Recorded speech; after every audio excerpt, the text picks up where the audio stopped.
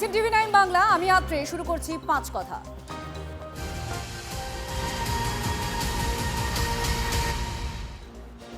তিলোত্তমা কাণ্ডে এবার নতুন করে এফআইআর হয়েছে মুখ্যমন্ত্রীর নির্দেশের পর। আর লিখিত অভিযোগ দায়ের তিলোত্তমার বাবার। প্রাক্তন তৃণমূল বিধায়ক নির্মল ঘোষ, তৃণমূল কাউন্সিলর সোমনাথ দে, প্রাক্তন কাউন্সিলর সঞ্জীব মুখার্জির বিরুদ্ধে তদন্তে খড়দা থানা। ভয় দেখানো, অপরাধমূলক ষড়যন্ত্র, অবৈধভাবে আটকে রাখা, তথ্য প্রমাণ লোপাট সহ একাধিক ধারায় মামলা রুজু করা হয়েছে। সুপ্রিয় আমাদের প্রতিনিধি সরাসরি এই মুহূর্তে আমাদের সঙ্গে রয়েছে। সুপ্রিয়, আবার নতুন করে এই মামলা শুরু হচ্ছে। এবার খড়দা থানায় নির্দিষ্টভাবে এই বিষয়গুলো, এই ধারাগুলো যেগুলো দেওয়া হয়েছে সেগুলো তদন্ত করবে। কি কি জানা যাচ্ছে এখনো পর্যন্ত, কিভাবে এগোতে পারে পুলিশ? দেখো, গত পরশু মুখ্যমন্ত্রী শুভেন্দু অধিকারী তিনি নিজেই কিন্তু স্পষ্টভাবে জানিয়ে দিয়েছিলেন যে এই আরজিকর কাণ্ডের নতুন করে আবার তদন্ত হবে। আর তারপরেই আমরা যেটা দেখলাম যে গতকাল তিলোত্তমার বাবা তিনি নিজে একটি লিখিত অভিযোগ দায়ের করেছেন খড়দা থানাতে, এবং সেই অভিযোগের পরিপ্রেক্ষিতে বা সেই অভিযোগে যেটা আমরা জানতে পারছি যে প্রাক্তন তৃণমূল বিধায়ক নির্মল ঘোষ সহ সোমনাথ দে এবং আরও একজন তৃণমূল নেতা, তাদের নাম কিন্তু স্পষ্টভাবে তিনি উল্লেখ করেছেন। এবং এদের তিনজনের নামে, প্রাক্তন তৃণমূল বিধায়ক নির্মল ঘোষ সহ তিনজনের নামে ইতিমধ্যে এফআইআর দায়ের হয়েছে।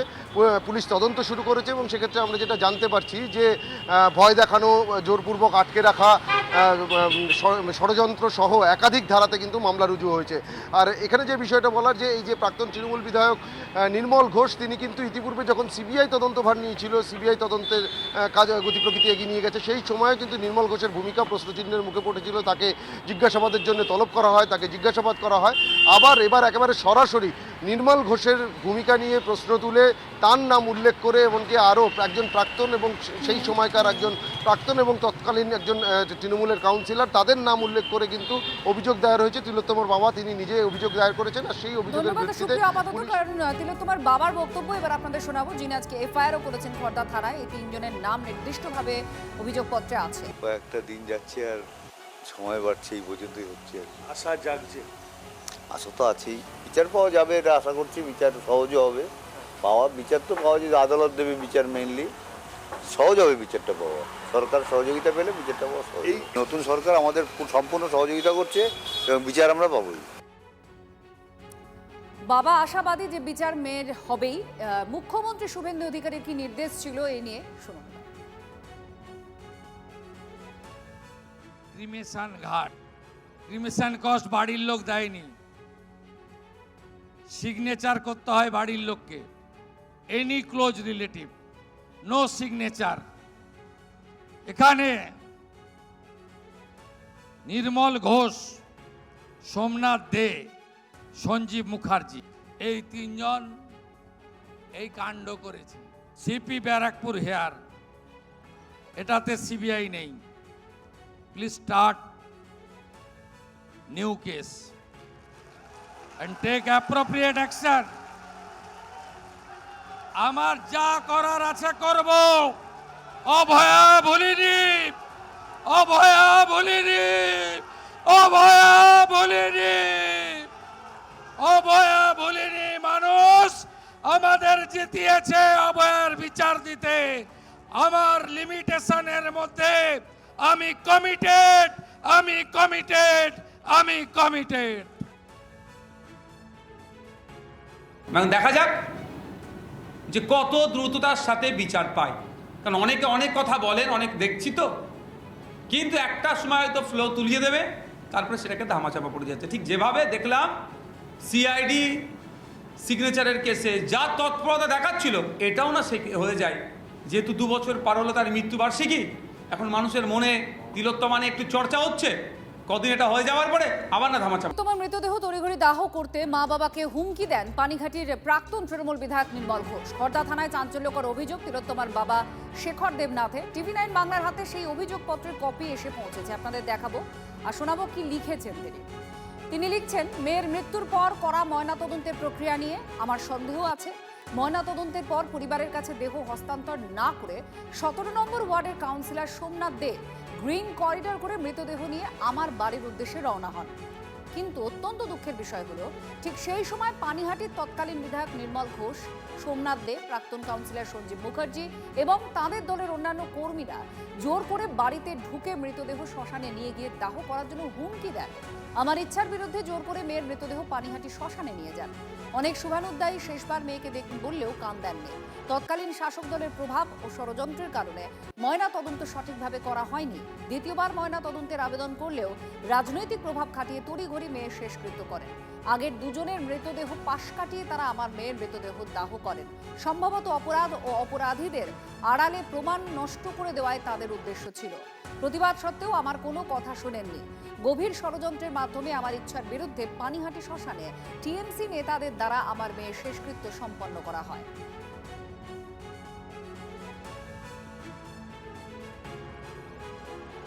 কয়েকটা দিন যাচ্ছে আর সময় বাড়ছে, এই পর্যন্তই হচ্ছে আর কি। আশা জাগছে।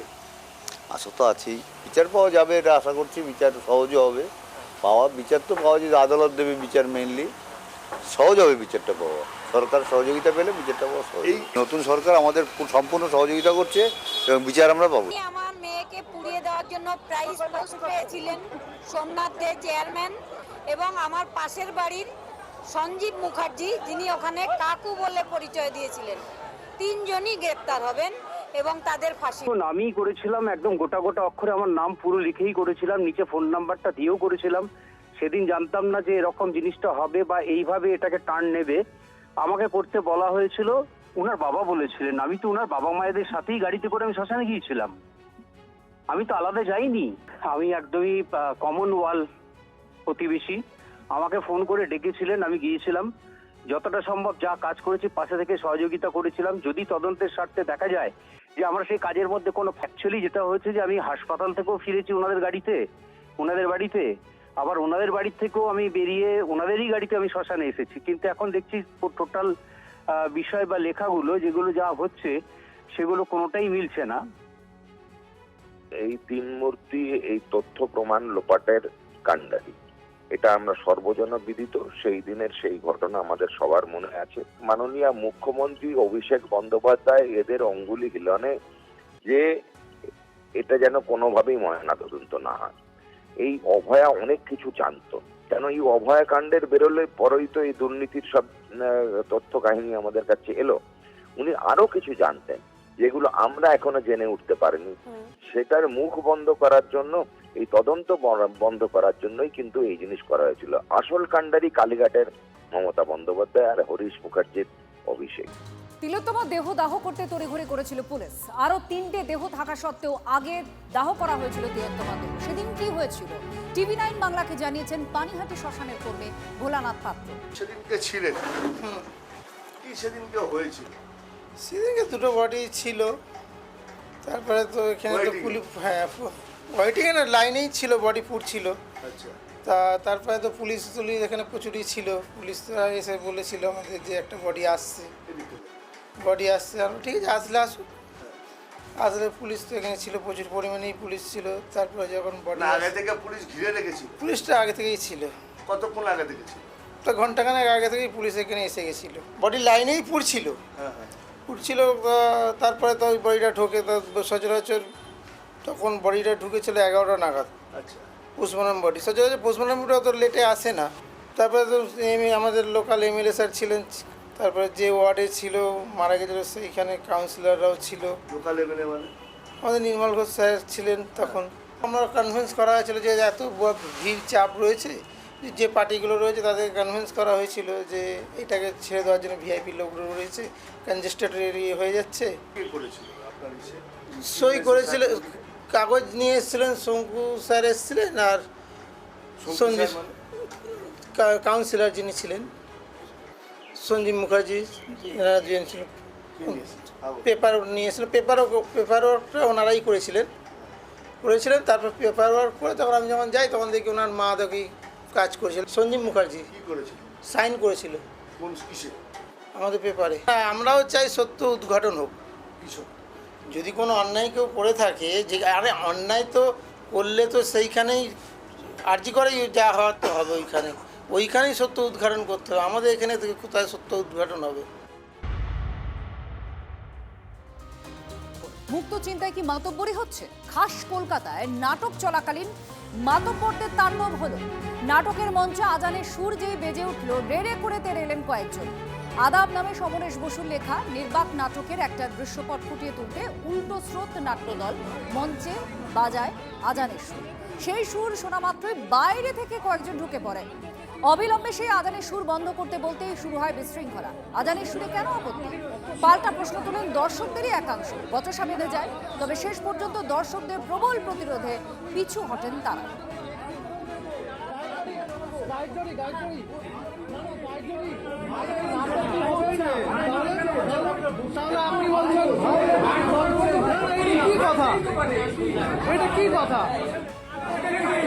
আরে নাটকে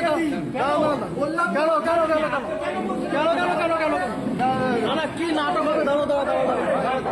নাটকে কি হবে আপনি ঠিক করবেন? সুমন আমাদের প্রতিনিধির সঙ্গে আছেন। সুমন, কি হয়েছিল সেদিন আর তারপরে ঠিক কি হলো? এদের বিরুদ্ধে কোনো ব্যবস্থা বা এরা কি নাট্যদল কি প্রশাসনকে জানিয়েছিল এই বিষয়টা? দেখো, নাট্যদল প্রশাসনের দ্বারস্থ হয়নি। নাট্যদল সামাজিক মাধ্যমে এটা নিয়ে সোচ্চার হয়ে উঠেছিল এবং নাট্যদলের তরফ থেকে নাট্যকর্মীদের একটা প্রতিবাদ হয়েছে রানুছায়া মঞ্চে। পাশাপাশি তারা যেটা বলছেন যে যখন আজানের সুর বাজছিল তখন কিন্তু কিছু মাতব্বর সেখানে এসে দাপট দেখাতে শুরু করে এবং তার সাথে সাথে আরেকটা কথা তোমাকে বলে রাখি, ওই আজানের সুরের পরে কিন্তু সেখানে ঘন্টার ধ্বনি হয়েছিল। অর্থাৎ আদাব যে নাটকটি, সেই নাটকটি নির্বাকভাবে উপস্থিত হচ্ছিল, তখন কিন্তু এই ঘটনা ঘটে।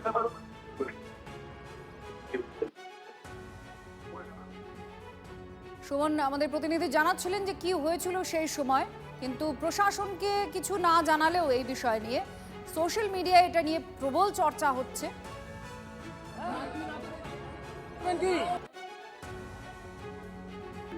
নাটকের ক্ষেত্রে আমার তো আবহাওয়া নিতেই যেই মুহূর্তে ওই আজান শুরু হয়েছে, হঠাৎ ওই শিকাগো ভবন ছোট্ট একটা হল, দোতলায় নিচতলা থেকে চিৎকার শুরু হয়েছে। দু চারজন বলছে যে এসব বন্ধ করুন, বন্ধ করুন। তখন একটা গন্ডগোল হয়। তারপরে ওরা উপরে উঠে আসছে, আমরা তখন দৌড়ে গিয়ে বলি, ভাই আপনি প্লিজ আসুন, এসব বসে দেখুন, শুধু তো আজান না, তারপরে হিন্দুদের ঘন্টার যদি অমুক তমুক আছে, না না ওসব না, ইত্যাদি ইত্যাদি। কোন পার্টি কিংবা আমি কিচ্ছু বলিনি। আমরা শুধু শান্তির কথা বলি, রবীন্দ্রনাথের কথা বলি, গান্ধীর শান্তির কথা বলি, সম্প্রীতির কথা বলি, সেই জায়গা থেকেই না। এটা আমার খুব খুব কষ্ট হয়েছে। আমার 77+, এর মধ্যে অন্য কিছু নেই, এটাই হচ্ছে ঘটনা। যেহেতু আমার নাটকের লোক দেখে, নাটকের তরফ থেকে বিভিন্ন প্রতিবাদ হচ্ছে, এটা আমি খুব একটা জায়গা অব্দি আমি কিন্তু এইটুকু। আমাকে কালকে একদিন জিজ্ঞেস করতে, আপনারা জিডি করেননি, আমি সেটা মনে করছি না। সাধারণ মানুষ, দর্শক, তারা এত সোচ্চার ভাবে ওদেরকে প্রতিবাদ করেছে, অনেকেই বুঝিয়েছে। আমি নিজে ব্যক্তিগত ভাবে বলছি, ভাই তুমি দেখো না, আপনি আসুন দেখুন। তো যাই হোক, আলটিমেটলি ওরা চলে গেছে, বুঝতে পেরেছে হয়তো। এই হচ্ছে বিষয়, আর কিছু। এবং এই জিনিসটা নিচে আমাদের পশ্চিমবঙ্গে অন্তত হওয়াটা উচিত নয়। রাজ্যে পালা বদলের পর বারবারই মুক্ত চিন্তার পক্ষে সওয়াল করেছে বিজেপি সরকার। নতুন সরকারের হাতে এই বাংলার গণতন্ত্র, সংবিধান, বাক স্বাধীনতা, মৌলিক অধিকার সুরক্ষিত। এখানে কোনোভাবে ধমক চমক, দেখে নেব, আটকে দেব, এসব জিনিস অতীত হয়ে গেছে। কোথাও না একদিকে কিছু অস্থিরতা কাজ করছে এবং আর একদিকে কিছু তাৎক্ষণিক রিয়াক্ট করার কিছু মানসিকতা কাজ করছে। কোনো একটা ঘটনা ঘটলে তো আমার এই ক্ষেত্রে মনে হয় আমাদের সতর্ক থেকে যে কোনো বিষয় রিয়াক্ট করা উচিত বলে আমার মনে হয়েছে। এই ধরনের সমুদ্রপথে নজরদারি আর নিরাপত্তা আরও জোরদার করতে ভারতীয় নৌবাহিনীর শক্তিতে যুক্ত হচ্ছে নতুন প্রজন্মের offshore patrol vessel Shruti. Garden Reach Ship Builders and ইঞ্জিনিয়ার্সের তৈরি এই জাহাজের মূল লক্ষ্য দীর্ঘ সময় সমুদ্রে থেকে নজরদারি করা, টহল দেওয়া, সামুদ্রিক নিরাপত্তা সেটা নিশ্চিত করা। জলদস্যুদের হাত থেকে রক্ষা করতে সার্চ অ্যান্ড রেস্কিউ এটাও শুরু করা হচ্ছে এবং একাধিক গুরুত্বপূর্ণ দায়িত্ব সামলাতে সক্ষম শ্রুতি। আধুনিক সেন্সর আছে, যোগাযোগ এবং নেভিগেশন ব্যবস্থায় সজ্জিত এই ভেসেল ভারতীয় নৌবাহিনীকে আরো শক্তিশালী করে তুলবে। ভারতীয় নৌবাহিনীর হাতে আসতে চলেছে নব প্রজন্মের অফশোর পেট্রোল ভেসেল। গার্ডেনিক শিপ বিল্ডার্সের হাতে তৈরি এই অফশোর পেট্রোল ভেসেল জলে নামলো। দেখা যাচ্ছে যে নব প্রজন্মের এই পেট্রোল ভেসেলটি তৈরি করা হয়েছে আধুনিক প্রযুক্তি দিয়ে এবং রয়েছে আধুনিক অস্ত্র, রয়েছে রেডার সিস্টেম, এছাড়াও একাধিক অস্ত্র শস্ত্রে রীতিমতো মজুদ থাকা। এইটি মূলত সমুদ্র সীমায় টহল দেবে, যেটা মূলত ভারতীয় উপকূলকে রক্ষা করবে, জলদস্যু প্রতিরোধে এটা কাজে লাগবে। একই সঙ্গে অবসর সম্পদের নিরাপত্তা, অর্থাৎ সামুদ্রিক যে সম্পদ তার নিরাপত্তায় ব্যবহার করা হবে। নানা রকম আধুনিক প্রযুক্তি এর মধ্যে ইনস্টল করা বাকি এবং তারপরই তা ভারতীয় নেভির হাতে তুলে দেওয়া হবে। ক্যামেরায় গৌরব পালের সঙ্গে সাহিত্য ভট্টাচার্য, টিভি9 বাংলা। প্রাক্তন বিধায়কদের এবার পেনশন বাড়তে চলেছে। সূত্রে খবর প্রায় দ্বিগুণ হতে চলেছে প্রাক্তন বিধায়কদের পেনশন। পরিষদীয় দফতর থেকে পেনশন প্রস্তাব গেল অর্থ দফতরে।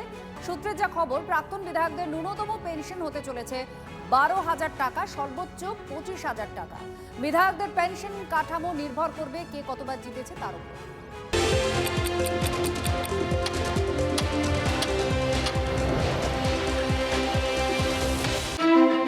টিভি9 বাংলা সুস্বাস্থ্য 2026। যাদের হাতে আমাদের প্রাণ, তাদের জানাই সম্মান। যে চিকিৎসকরা আমাদের জীবনটাকে ঘিরে রেখেছেন তাদের সম্মান জানাবো আমরা। টিভি9 বাংলা হেলথ কনক্লেভ। পুরস্কার যেগুলো দিচ্ছেন তার জন্য চিকিৎসকরা উদ্বুদ্ধ হয়। স্বাস্থ্য পরিষেবায় সেরার সম্মান। দেখুন টিভি9 বাংলা সুস্বাস্থ্য, শনিবার বিকেল 5:25 টিভি9 বাংলায়। টিভি9 বাংলা, না দেখলেই নয়।